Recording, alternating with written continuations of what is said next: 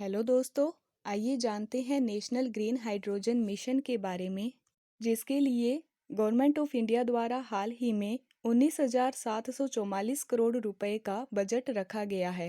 आज विश्व के सभी देश फॉसिल फ्यूल्स यानी कोयला और नेचुरल गैस पर अपनी डिपेंडेंसी कम करना चाहते हैं एंड लो कार्बन टेक्नोलॉजीज द्वारा इन फॉसिल फ्यूल्स को रिप्लेस करना चाहते हैं ताकि पोल्यूशन कम से कम हो सके।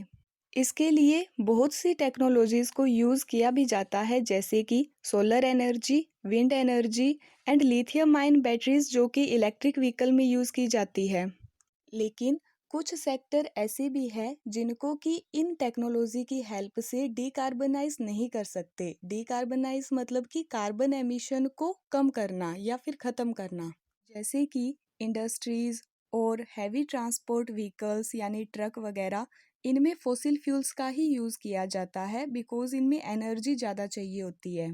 इन सेक्टर को डीकार्बनाइज करने के लिए हाइड्रोजन एक काफ़ी अच्छा ऑप्शन है। हाइड्रोजन गैस के प्रोडक्शन के लिए कॉमनली दो मेथड्स यूज किए जाते हैं। फर्स्ट है स्टीम मीथेन रीफॉर्मिंग। इसमें मीथेन गैस को हाई टेम्परेचर एंड प्रेशर पर हाइड्रोजन गैस में कन्वर्ट किया जाता है, लेकिन साथ में कार्बन भी बनता है, कार्बन मोनोऑक्साइड की फॉर्म में। कमर्शियली सभी इंडस्ट्रीज में इसी मेथड का यूज किया जाता है हाइड्रोजन प्रोडक्शन के लिए। सेकेंड मेथड है इलेक्ट्रोलिसिस मेथड। इस मेथड में वाटर को हाइड्रोजन गैस और ऑक्सीजन गैस में कन्वर्ट किया जाता है इलेक्ट्रिक करंट यानी इलेक्ट्रिसिटी की हेल्प से। इलेक्ट्रोलिसिस मेथड में कार्बन बिल्कुल भी रिलीज नहीं होता है, इसीलिए यह काफ़ी क्लीन मेथड है पोल्यूशन के सेंस में। लेकिन जो इलेक्ट्रिसिटी इसमें यूज़ करते हैं वो अगर फॉसिल फ्यूल, नेचुरल गैस और कोयले से आ रही है, तब इसे हम क्लीन मेथड नहीं कह सकते। लेकिन ये इलेक्ट्रिसिटी हमें अगर रिन्यूएबल सोर्सेज से मिले, जैसे कि सोलर एनर्जी, विंड एनर्जी, तब यह मेथड एकदम क्लीन मेथड है हाइड्रोजन प्रोडक्शन का। अब जो हमारा ग्रीन हाइड्रोजन मिशन है, इसमें भी इलेक्ट्रोलिसिस प्रोसेस का यूज़ किया जाना है, लेकिन अभी तक ये जो प्रोसेस है इसका कमर्शियली यूज़ नहीं किया जाता है क्योंकि यह काफ़ी महंगा रहता है।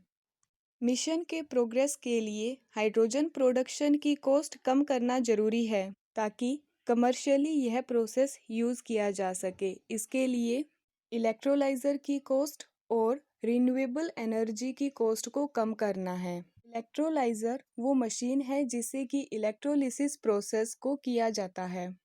क्योंकि मिशन का नेम है ग्रीन हाइड्रोजन मिशन, तो इसमें ग्रीन कलर का क्या मीनिंग है? ये कलर कोड डिपेंड करते हैं हाइड्रोजन के प्रोडक्शन का सोर्स क्या है।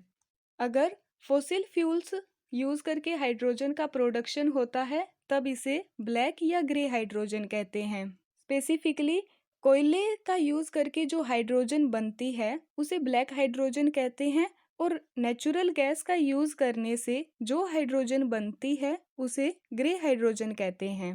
ब्लैक या ग्रे हाइड्रोजन का production steam methane reforming process से किया जाता है। इस प्रोसेस में कार्बन काफ़ी रिलीज होता है।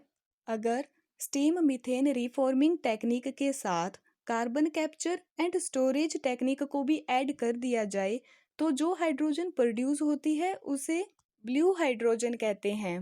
Carbon capture and storage technique का मतलब है कि जो भी कार्बन एमिशन हो रहा है इस प्रोसेस में उसे स्टोर कर लेना किसी टेक्निक की हेल्प से, ताकि वो कार्बन एमिशन किसी पोल्यूशन में कंट्रीब्यूट ना करें। अगर एनर्जी सोर्सेज में न्यूक्लियर एनर्जी का यूज किया जाता है तो इसे पिंक हाइड्रोजन कहते हैं। और यदि हाइड्रोजन का production solar energy, wind energy इनको यूज करके किया जाए तब उस हाइड्रोजन को ग्रीन हाइड्रोजन कहते हैं, जिसके प्रोडक्शन को इस ग्रीन हाइड्रोजन मिशन के द्वारा प्रमोट किया जाना है।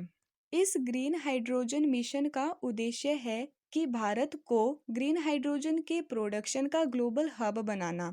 केवल प्रोडक्शन ही नहीं बल्कि ग्रीन हाइड्रोजन को एक्सपोर्ट भी करना और इकोनॉमी को डीकार्बनाइज करना, मतलब कि कार्बन एमिशन को जीरो करना जिससे कि पोल्यूशन में कमी हो।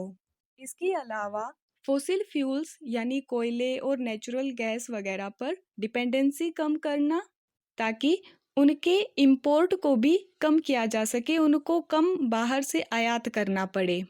इन सभी उद्देश्यों को पूरा करने के लिए गवर्नमेंट ऑफ इंडिया द्वारा 2030 तक कुछ आउटकम्स निर्धारित किए गए हैं, जैसे कि ग्रीन हाइड्रोजन का प्रोडक्शन एक साल में 50 लाख टन तक करना, रिन्यूएबल एनर्जी कैपेसिटी में 125 गीगावाट तक का एडिशन, फोसिल फ्यूल्स के इंपोर्ट में लगभग 1 लाख करोड़ रुपए तक की सेविंग्स करना, इलेक्ट्रोलाइजर की कैपेसिटी बढ़ाना, CO2 एमिशन को कम करना और इससे 6 लाख जॉब क्रिएट करना। और इस पूरे मिशन में 8 लाख करोड़ रुपए तक का टोटल इन्वेस्टमेंट किया जाना है। जो ग्रीन हाइड्रोजन प्रोड्यूस की जाएगी उसका हम यूज़ कहाँ करेंगे? तो आज के टाइम में हाइड्रोजन का यूज़ जो होता है वो अमोनिया के प्रोडक्शन में और पेट्रोलियम की रिफाइनिंग में किया जाता है। इस अमोनिया को आगे यूरिया बनाने में यूज़ किया जाता है, यूरिया जो फर्टिलाइज़र है फसलों के लिए। यहाँ जो हाइड्रोजन यूज़ की गई है वह ग्रे और ब्लैक कैटेगरी की हाइड्रोजन है। तो इस मिशन का उद्देश्य है कि इस ग्रे और ब्लैक हाइड्रोजन को ग्रीन हाइड्रोजन से रिप्लेस कर देना, जिससे कि ग्रीन अमोनिया और ग्रीन मिथेनॉल का प्रोडक्शन किया जाएगा। ट्रांसपोर्ट में फोसिल फ्यूल्स का यूज़ किया जाता है और हम सभी को पता है कि उनसे कितना पोल्यूशन होता है। इसलिए ट्रांसपोर्ट में भी फोसिल फ्यूल्स की जगह पे ग्रीन हाइड्रोजन का यूज़ किया जाएगा। इनके अलावा स्टील इंडस्ट्रीज़ में भी हाइड्रोजन का यूज़ किया जाना है। अब लास्ट में कुछ चैलेंजेस की बात कर लेते हैं, जैसे कि हाइड्रोजन के प्रोडक्शन की कॉस्ट, स्टोरेज एंड ट्रांसपोर्ट तो चैलेंजिंग है ही। इसके अलावा हाइड्रोजन एक ज्वलनशील गैस है, एक फ्लेमेबल गैस है, मतलब कि बहुत जल्दी आग पकड़ लेती है। तो जब भी इसको व्हीकल्स में एज फ्यूल यूज़ किया जाएगा तब ऑफ कोर्स इसके सेफ्टी मेजर्स उतने ही ज़्यादा किए जाएंगे। ये था ग्रीन हाइड्रोजन मिशन के बारे में। Thank you.